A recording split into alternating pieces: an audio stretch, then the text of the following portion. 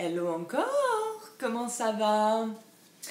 Bon, mes petits chéris, nous sommes toujours perdus dans cette histoire d'orientation. On nous raconte qu'on est au plein milieu d'une forêt et qu'il faut choisir des chemins et qu'il y a un chemin qui monte vers les cieux et un chemin qui monte droit vers l'enfer.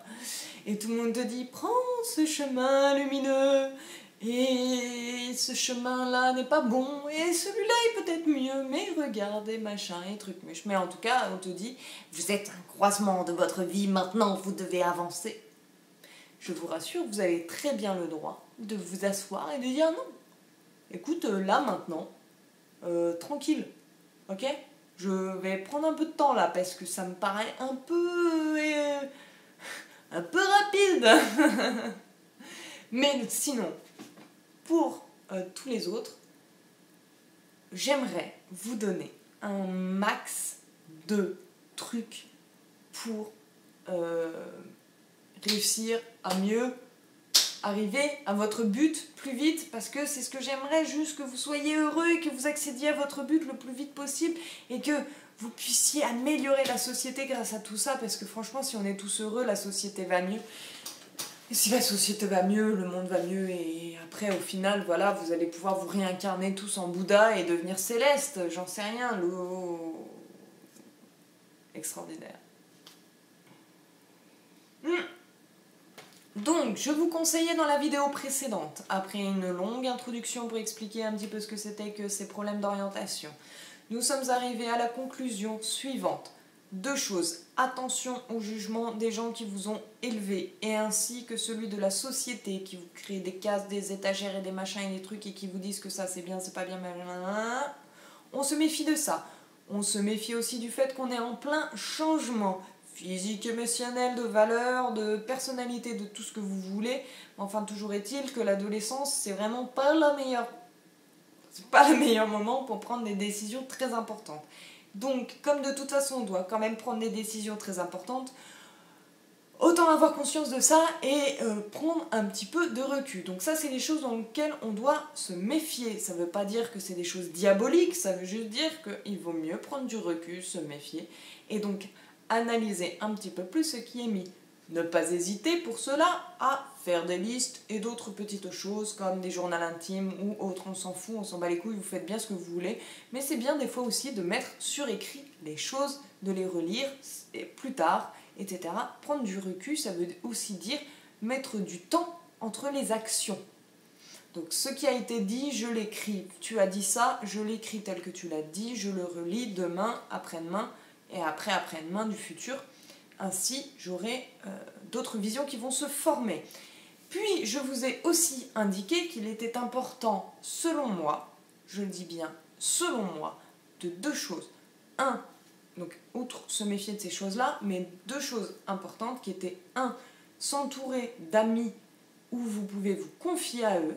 Voilà, pas des amis où on fait juste des conneries avec eux, mais des amis auprès desquels on peut se confier, auxquels on peut partager ce qui nous arrive, si possible des personnes qui sont en train de vivre les mêmes choses que nous, afin de pouvoir justement avoir des personnes qui vont nous aider, nous guider, avoir un avis qui ne sera pas biaisé par rapport aux exigences que peuvent avoir ceux qui nous ont élevés, ou aux attentes que peuvent avoir ceux qui nous ont élevés, mais des amis vraiment avec qui on peut tout dire. Et même si on a besoin d'aller couper du bois ensemble, voilà, se défouler sur des objets qui ne nous appartiennent pas, c'est pas bien, ne le faites pas. Allez plutôt couper du bois, tous ensemble. Ça vous défoulera, ce sera utile. Oui, même si vous vivez en plein cœur de Paris. Vous vous démerdez. Mais on ne casse pas les voitures des gens. Ni les lampadaires. Ni les bancs publics. On ne met pas le feu aux poubelles. Revenons à nos moutons.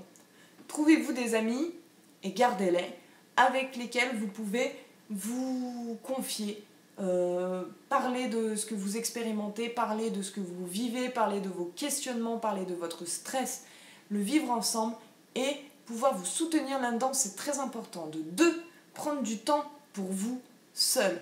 Pour vous seul, mais pas juste pour jouer avec votre caca. On est bien d'accord que ce temps-là, c'est du temps pour aller bien, pour aller mieux. C'est du temps soit pour prendre soin de votre santé mentale, parce qu'à un moment donné, il faut s'exprimer, parce qu'à un moment donné, il faut faire des choses, parce qu'il y a des trucs qui se remuent en vous très bien, ou alors, si vous avez l'énergie, des moments seuls qui vous permettront de mieux vous analyser et de mieux savoir qui vous êtes, ce que vous attendez de la vie, ce qui est important pour vous, etc., etc., etc., afin de savoir progressivement qu'est-ce qui est important pour moi, qu'est-ce qui me plaît, qu'est-ce qui me déplaît, qu'est-ce que je ne peux pas blairer, etc., etc., et apprendre à se connaître, à savoir que ces deux choses, avoir des amis très proches et être seul, il faut savoir bien jauger la chose, c'est-à-dire qu'on n'a pas tous les mêmes besoins. Il y en a qui vont avoir plus besoin d'être seuls, il y en a qui vont avoir plus besoin de voir leurs amis. En tout cas, je pense qu'il faut toujours un petit peu des deux. Hein, vous ne restez pas enfermé tout seul pendant 5 ans. Le temps de votre transformation de loup-garou à être humain, vous voyez. Espèce de... Non. Il faut trouver des amis quand même, c'est bien, c'est mieux. Et vice-versa. Être H24 avec des amis, à un moment donné, il n'y a plus rien à apporter au moulin, il n'y a plus d'eau, tout ça, donc les discussions, forcément, on finit par faire des conneries tous ensemble, parce qu'en fait, on a besoin aussi de gérer nos émotions tout seul, et d'apprendre à les gérer, et de commencer à apprendre à se connaître, et à savoir comment on fonctionne, qu'est-ce qui va marcher sur moi, qu'est-ce qui va me calmer, me permettre de prendre du recul, qu'est-ce qui va me permettre d'être heureux, bien, là je me sens bien, pas bien, etc., etc., etc., etc. On s'entend ? Je vous avoue que je ne suis pas convaincue que lorsque vous êtes en plein changement physique, plus on vous fout le stress pour trouver vos études, machin, vous savez plus qui vous êtes, vos valeurs, machin, hein, c'est pas forcément le moment d'être en mode je découvre ma sexualité et machin et tout ça. C'est vrai que du coup, les hormones font que c'est en plein dans le moment. Mais c'est pas forcé d'être une priorité. Voilà, je vous le dis, bon, ça se passe en même temps, mais sachez que c'est une charge en plus. Ça dépend, voilà, ce que vous voulez mettre en priorité, mais c'est pas obligatoire, quoi. En fait, en tout cas, c'est pas le moment non plus de se dire, en plus de tout ça, il faut que je trouve la personne de ma vie, ou je sais pas quoi, machin, et que vous voulez réfléchir là-dessus. Vous n'êtes pas obligé, quoi, de tout faire en même temps. Vous avez le droit de découvrir votre sexualité un petit peu plus tard. On parle pas forcément en termes dans 15 ans, hein. Mais juste, voilà, je sais que c'est quelque chose qui est hyper stressant et on vous demande un choix hyper rapide et tout ça par rapport à qu'est-ce qu'on doit faire dans la vie, mes études, mes machins, mes trucs. On vous demande d'être très très radical et d'avoir une réponse là, maintenant, dans la demi-heure. Du coup, voilà, c'est une histoire de quelques années, entre 6 mois et quelques années, selon si vous les prenez au dernier moment ou pas. Hein, on les connaît, ceux qui disent non, mais j'ai le temps, et puis après il leur reste 3 mois pour faire leur truc, vote sur APB, là, tout ça. Toi-même tu sais. Et qui se retrouvent à se dire aucune idée, du coup je vais mettre des trucs au hasard, on verra si ça passe et laissons faire la chance. Non, on va plutôt ne pas être du tout dans cette optique-là. Enfin bref, si vous voulez avoir des aventures amoureuses et tout ça, faites-le, mais sinon sachez que c'est pas grave si c'est dans 6 mois, quoi. Enfin, ça va le faire quand même, quoi. Et donc, après cette grande introduction de la dernière vidéo résumée, je souhaitais vous parler de l'ikigai dans un premier temps. Est-ce que vous savez ce qu'est l'ikigai ? Et donc, je vais vous montrer, je vais vous le mettre. Je vais le mettre là, voilà, et on va le lire ensemble. Donc, l'ikigai, c'est votre raison d'être. Et donc, c'est censé être la combinaison parfaite pour que justement vous soyez heureux et utile en société. Donc, ça réunit 4 choses. Ce que vous aimez, ce dont le monde a besoin, ce pourquoi vous êtes payé et ce en quoi vous êtes doué. Et quand vous arrivez à avoir les 4 en même temps, c'est l'ikigai, ça veut dire que c'est bon, vous avez trouvé votre raison d'être. On peut dire votre place dans la société, on peut dire votre utilité, on peut dire ce que vous voulez. Bref, en gros, ce serait le but. Moi, j'ai envie de vous dire, ça serait ça, le but. Trouvez ce pourquoi vous êtes là. Trouvez votre ikigai. Ok ? En fait, ce qui se passe dans cette théorie, c'est que, par exemple, si tu fais ce que tu aimes et que tu es doué dedans, on va parler de passion. C'est-à-dire que vous avez la satisfaction personnelle, mais le travail accompli n'aura aucun impact. C'est-à-dire que le monde s'en bat les couilles, la société n'en a pas besoin, et en plus, personne ne vous payera pour ça. Donc en gros, vous êtes passionné par ce truc, mais il va vous manquer quelque chose, parce que même s'il y a de la passion, le travail que vous faites n'aura pas d'impact. Donc il y a un moment donné où ça va vous manquer. Au début, vous dites non mais je fais ça par passion, et puis à un moment vous avez envie d'un peu de reconnaissance. Et là, ça va manquer. Si vous êtes doué dans ce que vous faites et que vous êtes payé pour ça, on appelle ça une profession. C'est-à-dire que c'est le métier qu'on fait et c'est le choix que la plupart des gens font. Celui-ci. Donc ça vous permet d'avoir une routine confortable, mais un sentiment de vide et de lassitude. Pourquoi un sentiment de vide et de lassitude ? Parce que vous n'aimez pas forcément ce que vous faites, même si vous êtes doué pour ça. Et que les gens n'en ont pas forcément besoin. Admettons, vous êtes très très doué pour vendre des trucs inutiles. J'en sais rien, vous voyez. Les gens n'en ont pas forcément besoin, mais vous arrivez à leur vendre des trucs même s'ils n'en ont pas besoin. Vous êtes doué pour ça, hein, et vous êtes même bien payé pour ça. Mais vous aimez pas ça parce que vous trouvez que en fait ça se fait pas de vendre des trucs comme ça pour les vieux ou même pour les jeunes, que sais-je, alors qu'ils en ont pas besoin. Et en plus, il n'y a pas de reconnaissance non plus, par rapport à la société, voilà, votre utilité est moindre. Si vous êtes dans... Vous faites ce dont le monde a besoin et vous êtes payé pour ça, on appelle ça une vocation. Vous êtes très enthousiaste, du coup, mais incertitude sur l'avenir. Alors, eh bien parce qu'il va manquer ce que vous aimez. C'est-à-dire que les gens en ont besoin, vous le faites parce que les gens en ont besoin, vous êtes payé pour ça, mais vous n'êtes pas forcément particulièrement doué là-dedans. En plus, c'est pas particulièrement votre tasse de thé, même si les gens en ont besoin et tout. Et du coup, vous allez vous poser H24 la question de ouais, mais je suis pas forcément doué pour ça, j'aime pas trop ça, machin, et ça arrive avec le moment d'incertitude et vous allez avoir peur avec cette instabilité de toujours perdre ce que vous avez. Et vous avez ce que vous aimez et ce dont le monde a besoin, c'est-à-dire que j'aime le faire, le monde en a besoin, c'est sûr, plaisir, satisfaction, mais pas de salaire. Donc vous pouvez pas en vivre. Et c'est ce qu'on appelle votre mission.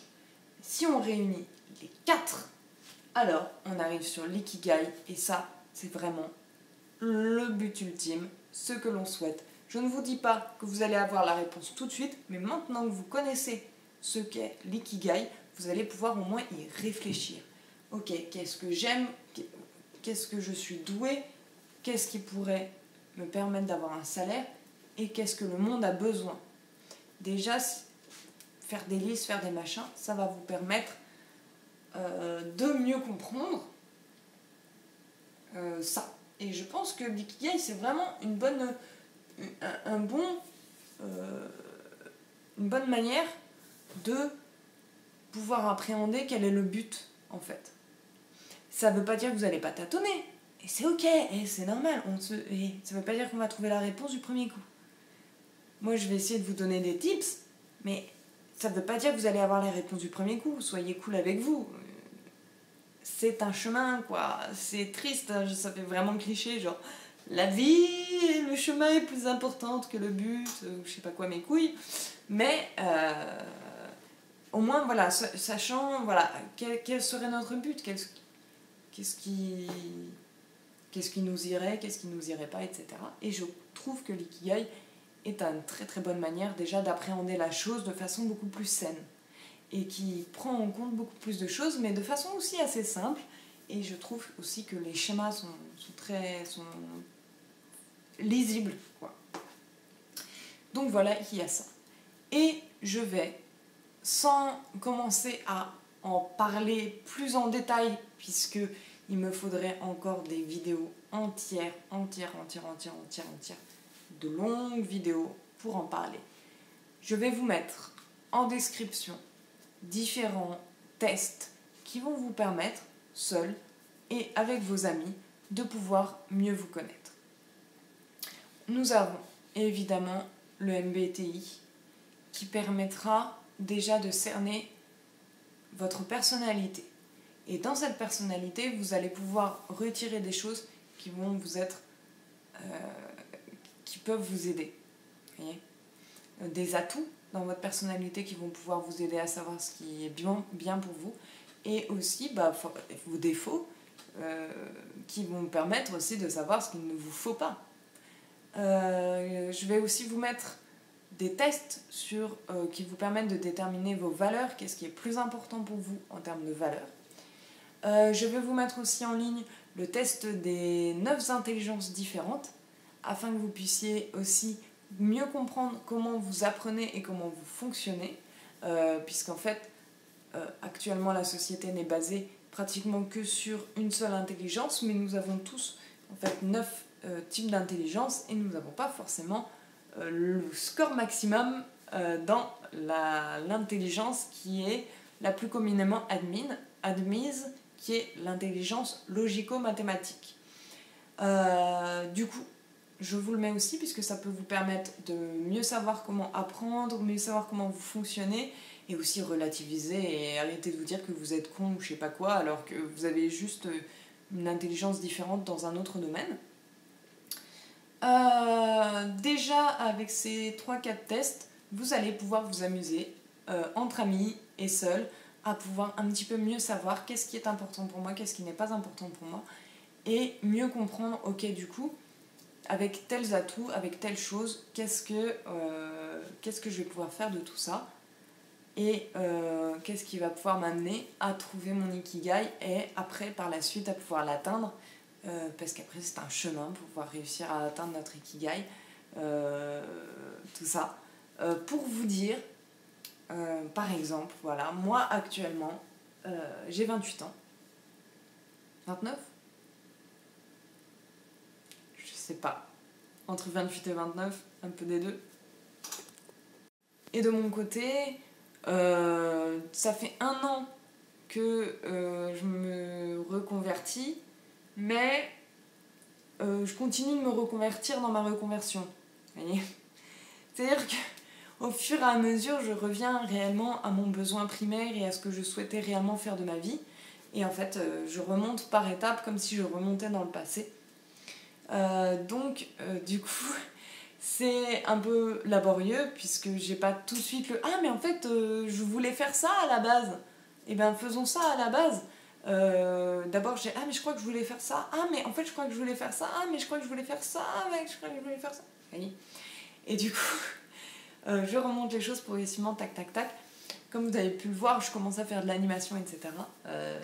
Voilà, ça serait mon rêve, mon ikigai, ce serait de pouvoir faire des films d'animation ou des courts-métrages d'animation qui me permettraient déjà d'en vivre, mais en plus de ça, qui permettraient de changer la vie des gens, de pouvoir raconter des histoires qui vont vraiment vous transporter et au-delà de vous donner un message, vous permettre de prendre conscience de certaines choses. Enfin, j'ai plein de choses dont j'ai envie de parler. Et là, voilà, je vous en parle en vidéo de façon complètement différente, mais parler de l'impact que peut avoir la société sur nos choix de vie, etc., c'est hyper intéressant. Et c'est des choses qu'on peut vraiment explorer dans des histoires et explorer dans l'animation. Et donc, je suis actuellement en train de me former pour faire de l'animation 2D, image par image, c'est compliqué, je fais ça tout seul depuis chez moi. Pareil, j'ai compris que j'étais autodidacte, donc tout ça. C'est pas évident aussi de savoir et de comprendre dans quelle manière on apprend le mieux. Faudrait qu'on en fasse des vidéos entières là-dessus. Mais toujours est-il que voilà, moi, où j'en suis là actuellement, et ça veut pas dire que les choses vont pas changer, et ça veut pas dire que les choses n'ont pas changé. C'est-à-dire que ces dernières années, j'ai eu tellement de changements du côté professionnel que j'ai l'impression d'avoir fait tous les métiers du monde, quoi. Mais c'est pas le cas, mais j'en ai fait quand même suffisamment, quoi. Et donc, et pour autant, voilà, moi je viens de nulle part, personne ne me connaît, donc j'ai très très peur aussi de ne pas du tout pouvoir réussir à atteindre mon but dans la vie, parce que même si je sais que c'est ça qui me rendrait heureuse, bien je suis comme tout le monde, moi je ne connais personne, je ne viens pas du show business ou je sais pas quoi machin, j'ai aucun contact, rien du tout. Donc après les choses ça va être vraiment à la chance, et c'est avec les rencontres, avec tout ça qu'on peut potentiellement avoir la chance de pouvoir rencontrer les bonnes personnes, d'avoir les portes qui s'ouvrent, et ça pour le coup bah, ça tient pas de nous. Et il y a aussi beaucoup ce côté-là qu'il faut peut-être comprendre aussi, c'est qu'il y a beaucoup de choses qui ne tiennent pas de nous. C'est du hasard, quoi. Il y a des gens qui sont très très doués et qui n'auront jamais la chance de pouvoir explorer ça dans leur vie. Il y a des gens qui sont pas trop doués mais qui vont avoir la chance de pouvoir l'exprimer. Et il faut aussi accepter ce côté-là. Voilà, après, bon, peut-être que je suis un peu pessimiste ou défaitiste. Il y en a qui me disent que l'univers te rend ce que tu fais, machin, etc. Ça, c'est des philosophies de vie. Pour moi, c'est à la limite enfin, voilà, c'est des croyances, presque pas des religions, mais voilà, c'est des façons de croire le monde. Moi, je parle en termes, on va dire, beaucoup plus palpables. Et pour moi, je n'ai pas expérimenté que l'univers me rend des choses quand je lui envoie des bonnes ondes ou je sais pas quoi, machin. Pour moi, il y a une histoire de rencontre, il y a des histoires de chance. Et pour le coup, voilà, on ne peut pas prédire, on ne peut pas savoir. Donc pourquoi pas, on verra. Et donc c'est pour vous dire que moi aussi, je suis en pleine reconversion, même si j'arrive proche des 30 ans, ben, ces questions-là se posent à moi, ces tests-là se reposent à moi, etc. Donc c'est des choses qui sont d'actualité, et c'est des choses qui peuvent être remises d'actualité plusieurs fois dans votre vie pour progressivement pouvoir vous rapprocher de votre truc. C'est pas parce que vous vous dites ça c'est mon but, ça c'est ce que je vais être heureuse, que tac, du jour au lendemain vous allez l'atteindre. Il va y avoir des étapes pour ça. Vous allez y aller comme ça, quoi. Vous voyez, un peu à la Tarzan. Vous voyez que Tarzan, quand il s'accroche d'une liane pour arriver à un autre point, à un moment donné, il descend. C'est pas linéaire, vous voyez, il descend. C'est-à-dire que tu prends ton impulsion, et là, tu descends dans le vide, t'as peur, et à un moment donné, t'es au pic du plus bas, vous voyez. Et à ce moment-là, tu peux avoir l'impression que non seulement il y a beaucoup à monter, mais en plus t'es au plus bas. Genre, mais qu'est-ce que j'ai branlé, et je me suis juste cassé la gueule. Mais en fait, ça va remonter parce que tu tiens à une liane, et donc naturellement, ça va remonter, et tu vas arriver. Mais c'est comme ça, les choses se font comme ça, tac, tac, tac, tac, et progressivement on monte, et progressivement ça va venir. Mais il faut bien comprendre que du coup, si c'est comme des vagues, ou comme une liane, ou comme ce genre de choses, eh bien les choses ne sont pas linéaires, ne sont pas vers l'infini et l'au-delà, on n'est pas des fusées, quoi. Et c'est normal, et il y a plein de choses qui vont se passer, et plein de choses qui peuvent faire que là maintenant on est dans la phase creuse, puis après ça remonte, et puis après on redescend, et au final on monte quand même, mais c'est juste que c'est par vague, vous voyez.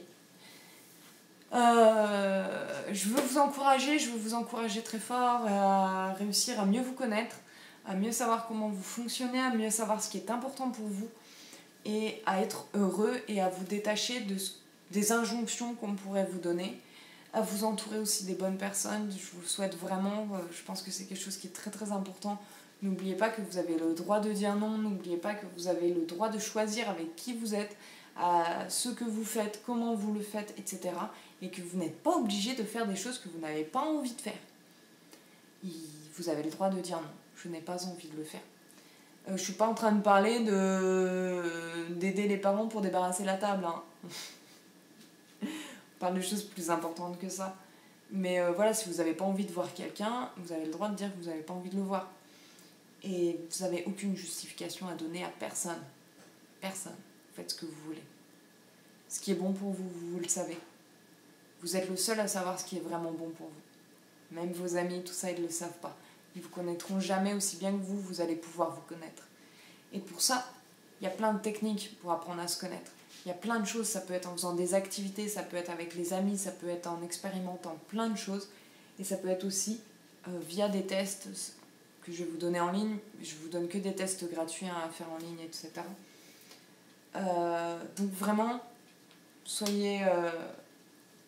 voilà, j'ai envie de vous donner beaucoup de bonnes ondes et que vous soyez très heureux et que vous puissiez vous épanouir et découvrir voilà, ce qui est important pour vous et ce que vous aimez. Et voilà, je vous souhaite le meilleur et on suivra les aventures aussi mes aventures aussi de savoir comment ça va se passer pour ma réussite aussi professionnelle. Et la vôtre, ça m'intéresse. Où est-ce que vous en êtes? Dites-moi tout dans les commentaires. J'espère que ça aura pu vous aider. Et dites-moi si ça a pu vous aider. Et dites-moi aussi si vous avez d'autres choses à apporter par rapport à tout ça. D'autres tests, d'autres machins qui peuvent aider. N'hésitez pas dans les commentaires à en parler. N'hésitez pas à partager tout ce que vous pouvez partager sur ce sujet. Je suis sûre qu'on pourra aider énormément de personnes comme ça. Voilà. Sur ce, plein d'amour. Je vous embrasse. Et à très vite pour de nouvelles aventures. Ah, ciao.